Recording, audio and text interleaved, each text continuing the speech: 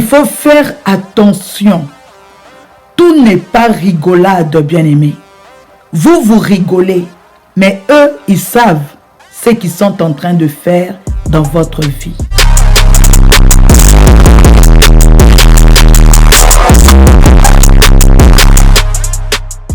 Dans Ephésiens 5, versets 18 à 21, la parole de Dieu nous dit ceci. Ne vous enivrez pas de vin, c'est de la débauche. Soyez au contraire remplis de l'esprit. Entretenez-vous par des psaumes, par des hymnes et par des cantiques spirituels, chantant et célébrant de tout votre cœur les louanges du Seigneur. Rendez continuellement grâce pour toutes choses à Dieu le Père, au nom de notre Seigneur Jésus-Christ. Alléluia. La parole bien-aimée nous dit ceci dans Ephésiens 5, verset 18, bien-aimés, que nous ne devons pas nous enivrer de vin, car c'est de la débauche. Nous devons être remplis du Saint-Esprit. On nous recommande encore dans les versets 19 de nous entretenir avec des psaumes, des hymnes et par des cantiques spirituels, chantant et célébrant de tout notre cœur les louanges du Seigneur et de rendre continuellement grâce pour toutes choses à Dieu le Père au nom de notre Seigneur Jésus-Christ. Bien-aimé, lorsque tu cherches le Seigneur, dans sa parole, tu vas tomber sur un passage pareil qui te demande, bien-aimé, d'être rempli du Saint-Esprit. Une femme intelligente ou un homme intelligent va vraiment mettre ça en pratique. Car Josué, bien-aimé, nous recommande d'agir fidèlement selon ce qui est écrit.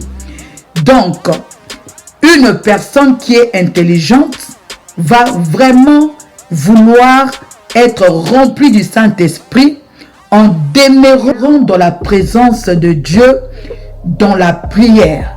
Tu dois être une femme de prière, un homme de prière pour être rempli du Saint-Esprit de Dieu. Et on te recommande, bien-aimé, de t'entretenir avec des louanges, avec des cantiques spirituels qui célèbrent le nom de Dieu. Bien-aimé, derrière toute chose, il y a un esprit. Derrière un chant, il y a un esprit.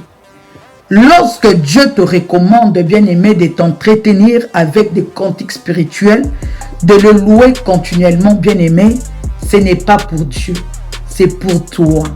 Parce que Dieu est Dieu. On l'appelle le Tout-Puissant. Il est assis sur son trône. Même si tu ne le loues pas, les pierres vont les louer. Alléluia. Si tu ne glorifies pas le Seigneur, nous allons le glorifier. Nous allons le louer. Mais lorsque Dieu veut que tu puisses continuellement, bien-aimé, être dans la louange, dans ta maison, que ce soit des chansons spirituelles, des chansons qui célèbrent Jésus-Christ de Nazareth. Pourquoi? Parce que Dieu siège au milieu de la louange de son peuple. Une maison bien-aimée qui chante de louanges à Dieu continuellement, dans cette maison, Dieu va siéger. Et on te dit dans le psaume 55, lorsque Dieu vient, il ne vient pas silencieux. Devant lui, c'est le feu dévorant et autour de lui, c'est la grande tempête. C'est-à-dire la présence de Dieu va dévorer tes ennemis. La présence de Dieu va chasser les esprits des eaux, les maris des nuits, l'esprit de la sorcellerie. Là où Dieu siège, les esprits des eaux ne peuvent pas résister. Une personne intelligente va appliquer cette parole et verra la gloire de Dieu. Une personne qui n'est pas intelligente, bien-aimée, qu'est-ce qu'elle fera? Elle va se dire, non, moi je ne veux pas les psaumes, parce que les psaumes sont démodés. Ça c'est pour les mamans Lydie. C'est pour les femmes anciennes.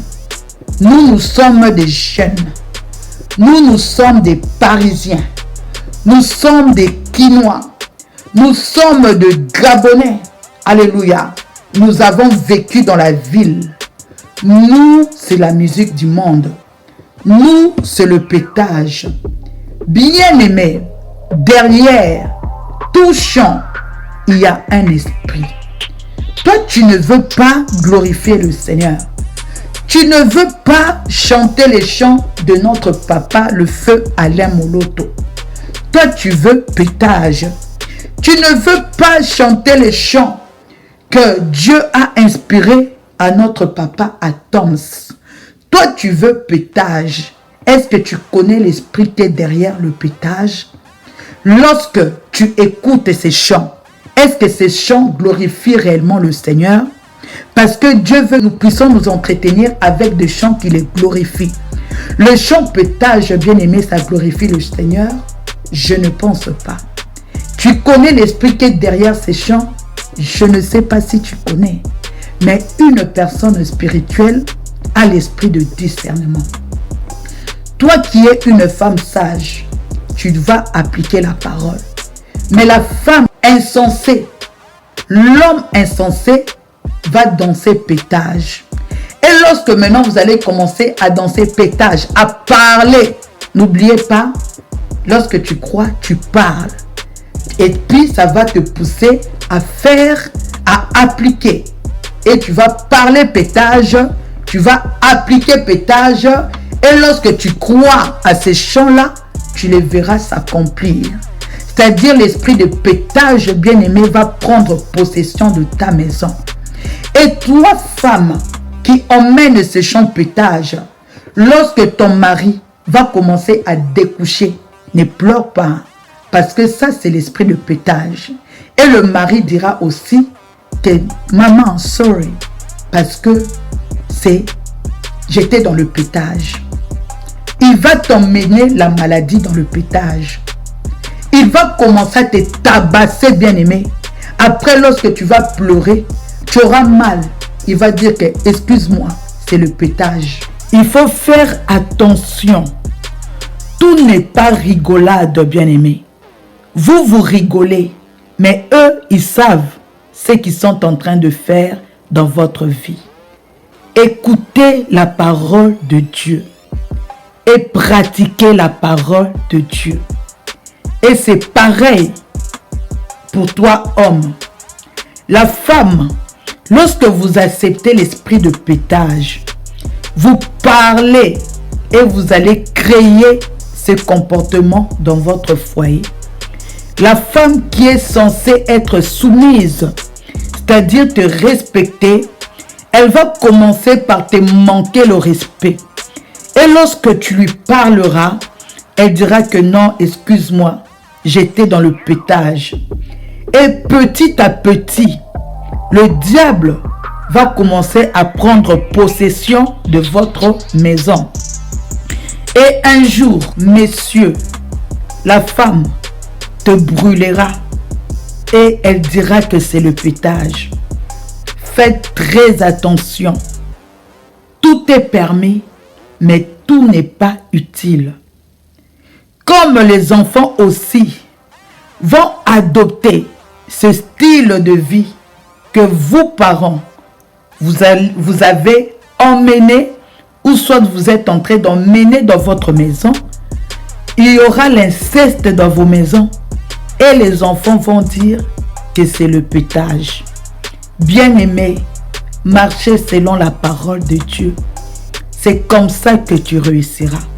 C'est pourquoi dans Josué, on te dit que si tu pratiques fidèlement la parole de Dieu, tu réussiras. Mais si tu rejettes la parole de Dieu, tu t'appuies sur ta propre sagesse ou sur tout ce qui se passe dans ce monde bien-aimé, tu vas détruire ta vie, tu vas détruire ton foyer, tu vas détruire la vie de tes enfants. Soyez sages, mes bien-aimés. Que Dieu vous bénisse abondamment.